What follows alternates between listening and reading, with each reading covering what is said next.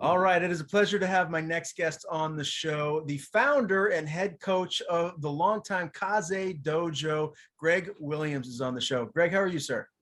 I'm great, man. Great to see you, Ryan. Thanks for having me on. Oh, it's my pleasure. It definitely has been something I've been wanting to do for a while now. And, NEF 44 is in the books. Plenty to talk about right there. But before we do, you made some news here. Actually, earlier today, you made a post that you're hanging it up that you're no longer going to be the head coach of KAZE. And I believe the school will be closing down, if I'm not mistaken. So just run me through, I guess, your thought process as to, you coming to this decision to walk away, and what will be the plans for the dojo in the future if it is going to remain open in any capacity. Yeah, no, I'm really glad that you're starting with this because this is really important. KAZE Dojo is more than it's not primarily an MMA school. MMA program came out of KAZE Dojo, which is a Japanese jiu-jitsu school that I started up here in 2005. So I will continue to run my jiu-jitsu classes. I just won't be doing the MMA. I won't be training fighters in MMA and taking them to shows and doing all that. So effectively, Team KAZE MMA is going away, and I won't really let a little bug coming by. It's beautiful here. But yeah, Team KAZE MMA will be no longer, and I'm not looking for anybody to pick it up. I think if anybody wants to start an MMA team up here, God bless them. I'm fully supportive. I hope that somebody does, and if people want to fight, they can do it and find a way. I just won't be a part of it, because due to the time and effort that it takes to do that. But I will still be running my school. I still have a full-time job as a substance misuse prevention coordinator, which I just got off work at 4:30 and we're starting this. So, I have a full-time job, and I have a couple of side gigs too, a security company and some artwork and some drone footage stuff that I do for some media companies. So I keep busy. Yeah, it sure sounds like it. Was this a hard decision to come to the realization that you're going to walk away from training MMA fighters, or did you kind of know you were getting to that point where it was just too much on your plate?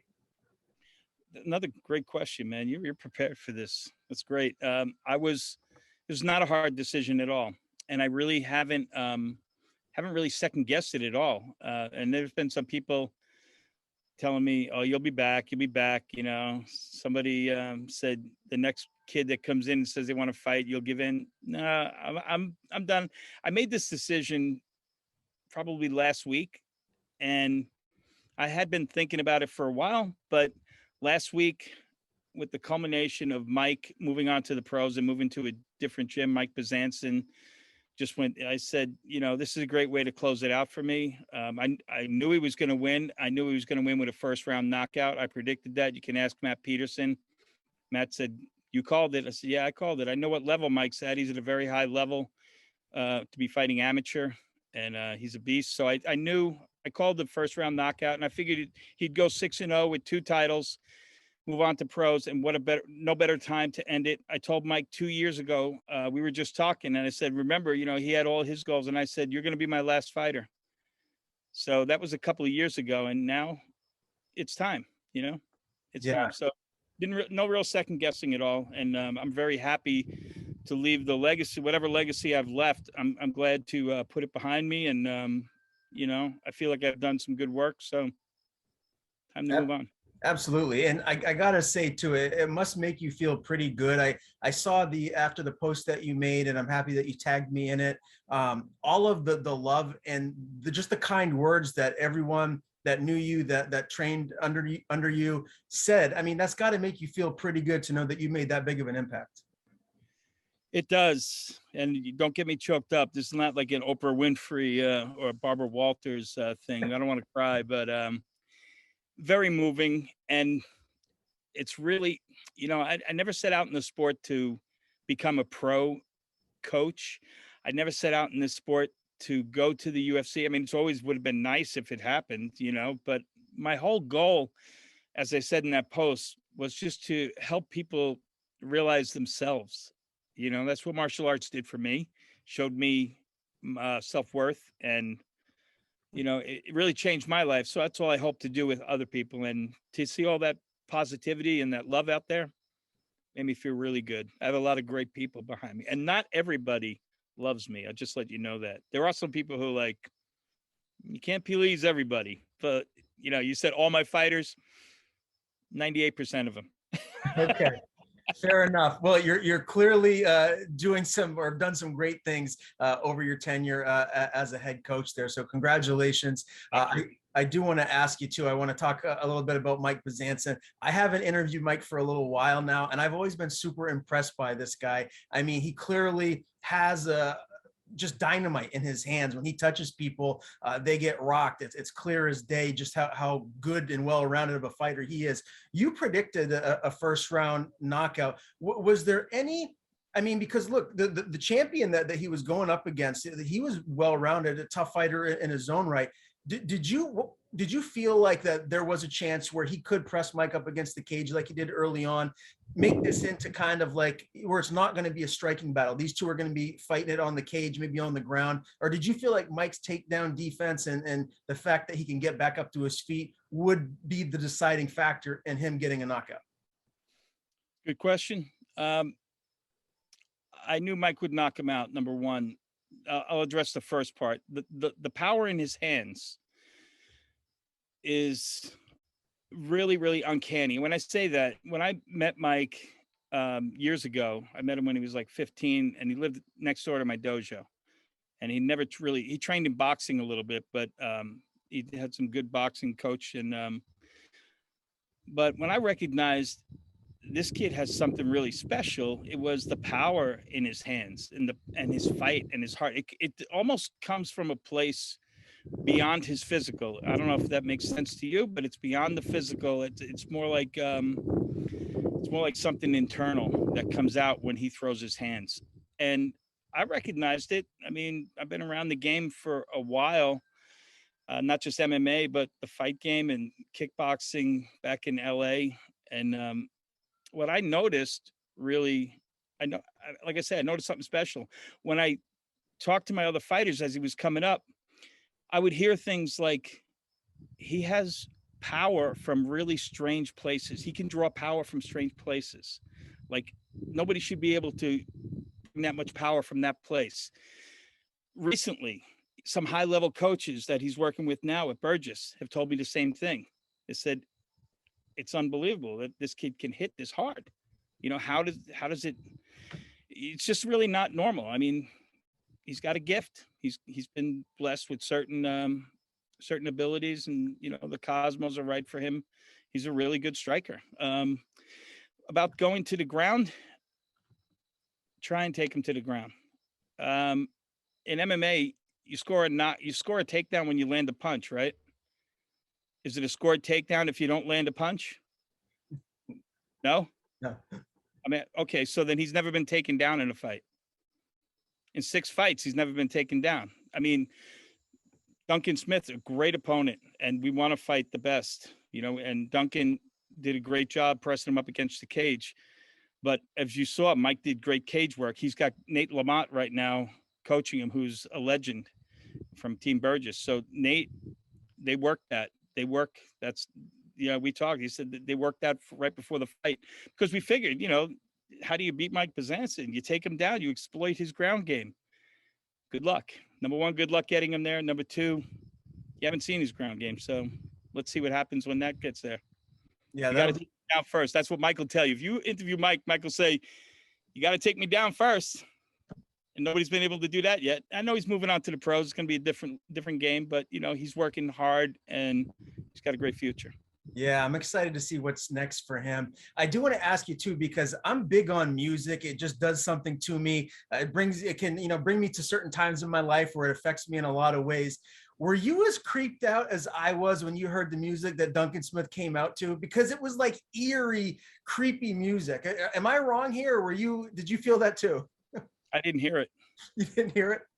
I absolutely, I talked to Mike today. We were, going over things, and he said, I really like Duncan's walkout music.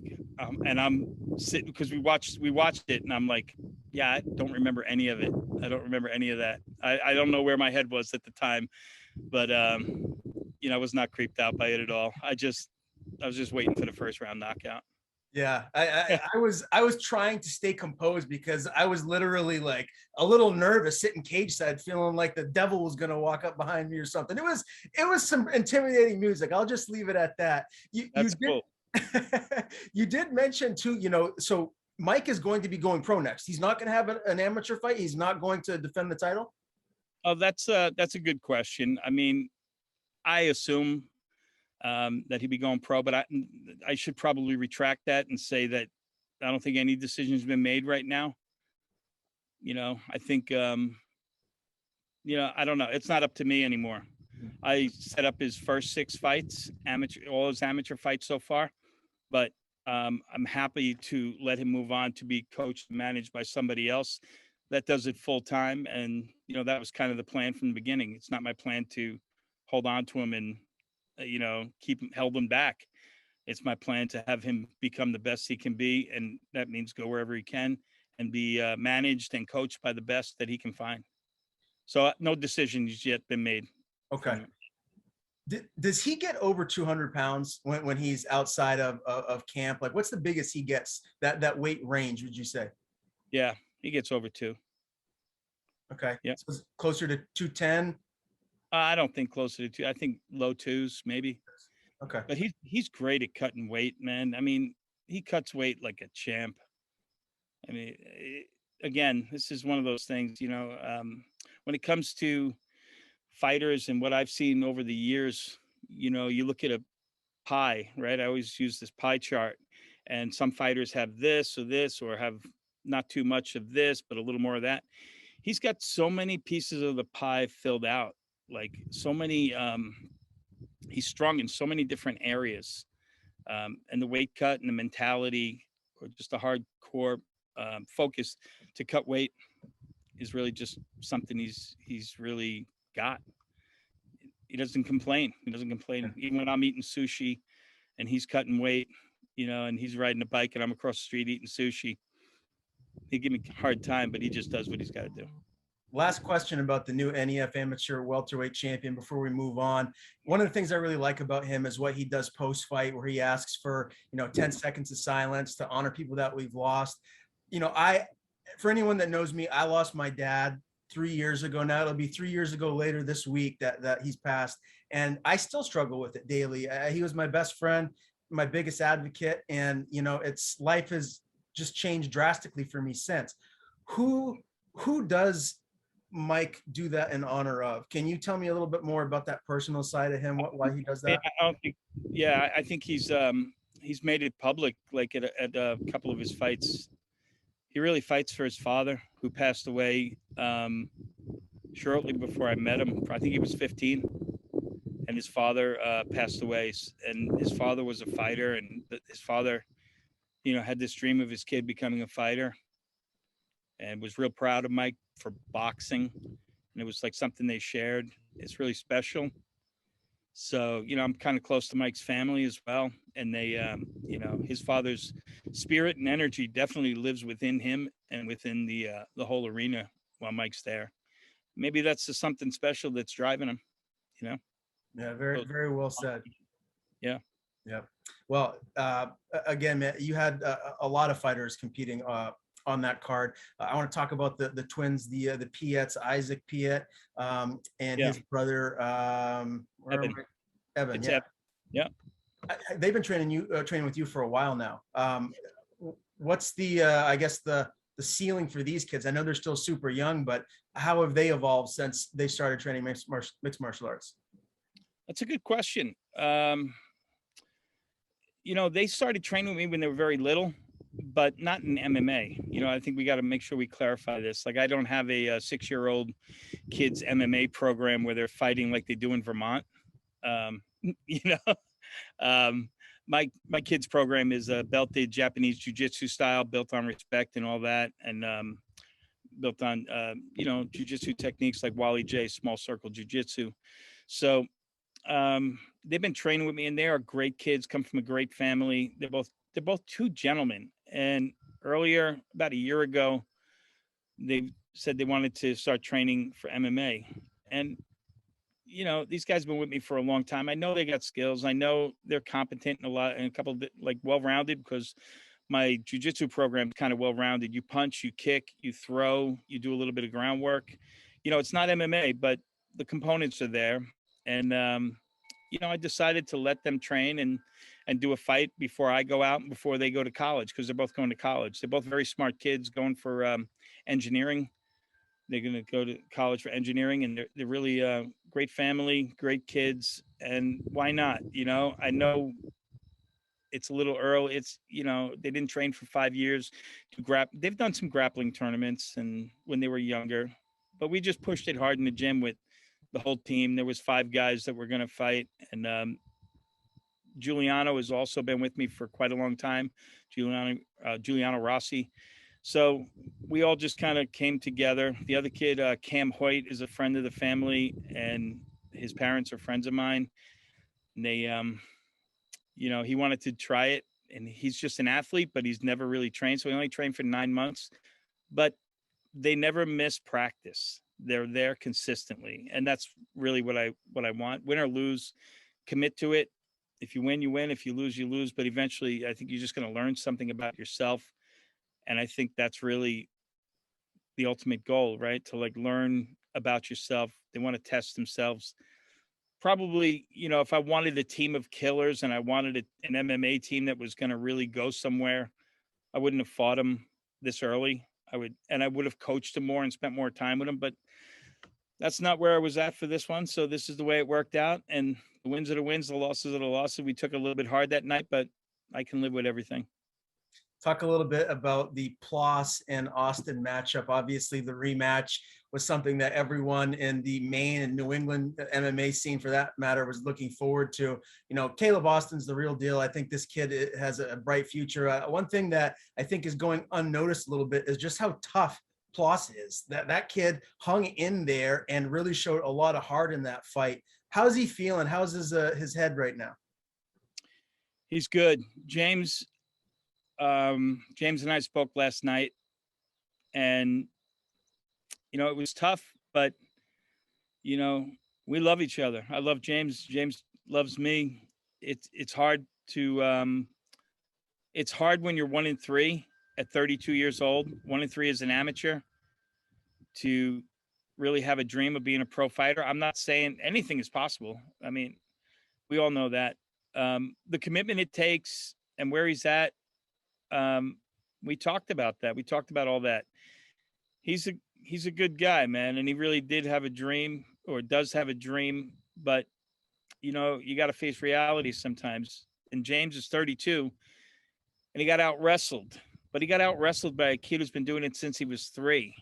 So James doesn't have, let's see, if Caleb's 21, 18, James doesn't have 18 years to get up to that level of wrestling. It's hard. It's going to be a hard road. And I explained that to him yesterday, and we talked. So we're not really sure what the future is. I don't think it makes a lot of sense for me to be, I'm done coaching, and I thought about him when I retired, that it's going to leave him in a spot. But what's the spot? Go find a place that's got better wrestling than I do, because I don't have great wrestling. If you really want it, take your family and move. That's going to be hard, but realistic about what you need to do. Go sleep on a gym floor somewhere and sacrifice like the others have to get there. James is a hardcore, he's a sweet person. He's a hell of a fighter. He is strong. He is really, really strong. And he's a really tough fight at that weight class. Caleb Austin is also, obviously, and adding great wrestling. So, I just want James to be realistic and focus on the things he needs to focus on, whether that's family or his dream of fighting. I support him either way, but unfortunately, I just won't be around. Where do you see the, future of MMA in New England? I mean, this sport in general is growing like crazy all over the country, all over the world for that matter. Are you seeing more and more kids, just wanting to get into this at a younger age? Do you feel like it's just going to keep getting bigger and bigger each year that passes?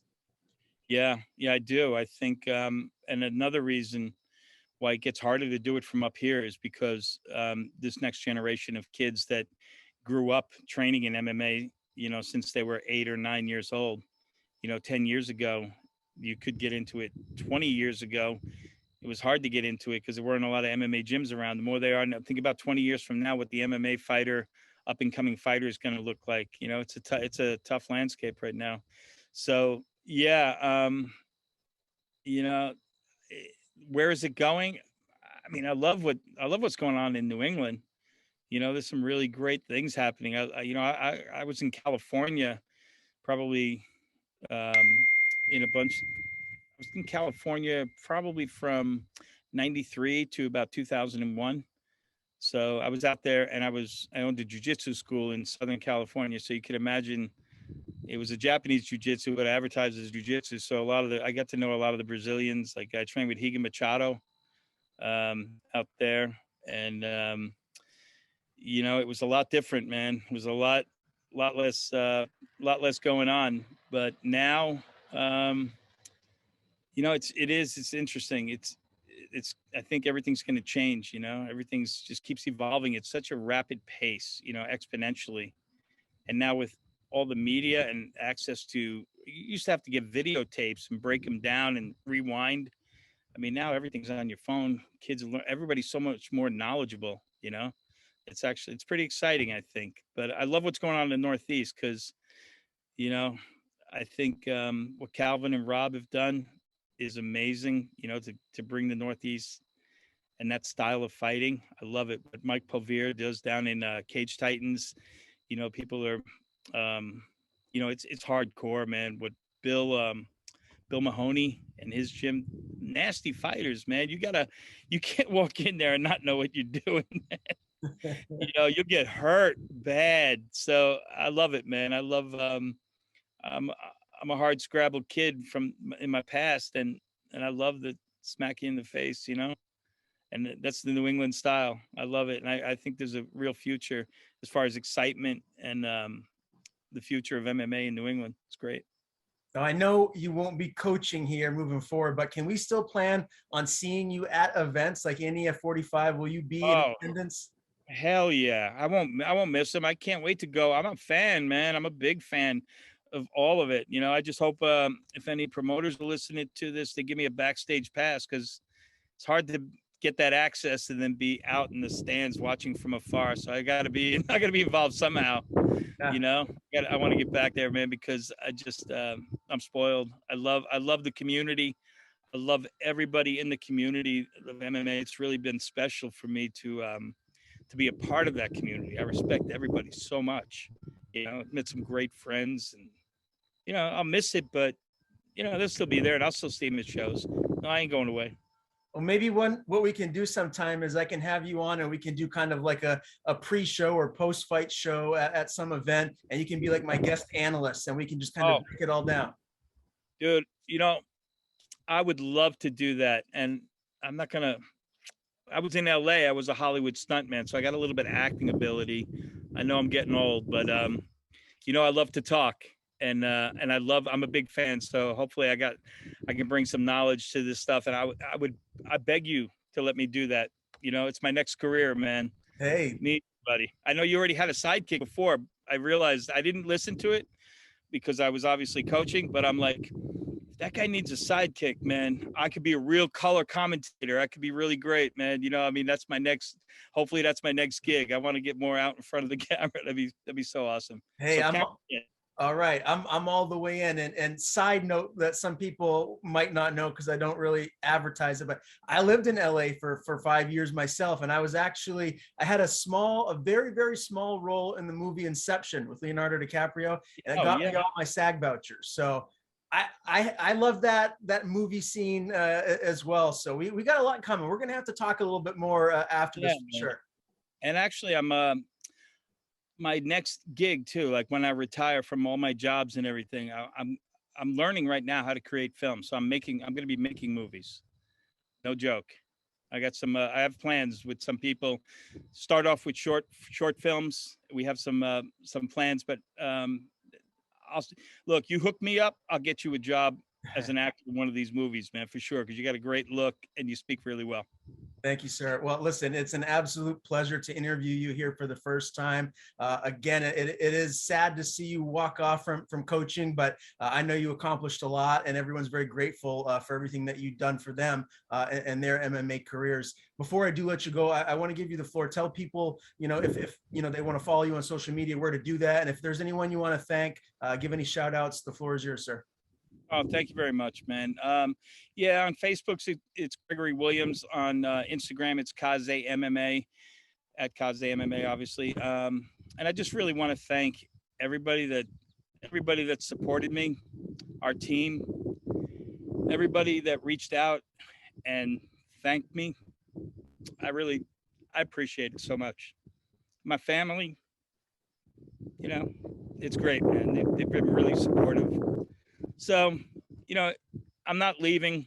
I'm leaving coaching, but I'll still be around, and I'll still try to impact the community as best I can. As always, it's my job, and I feel it's my duty to. I only feel good when I'm helping people, so I'll continue to do that. And thank you for the opportunity to get this out there and talk about it. Oh, it's my pleasure. I look forward to doing some more work with you here in the future, sir. Good chat. We'll do this again soon. Great. Thanks a lot, Ryan. I really appreciate it.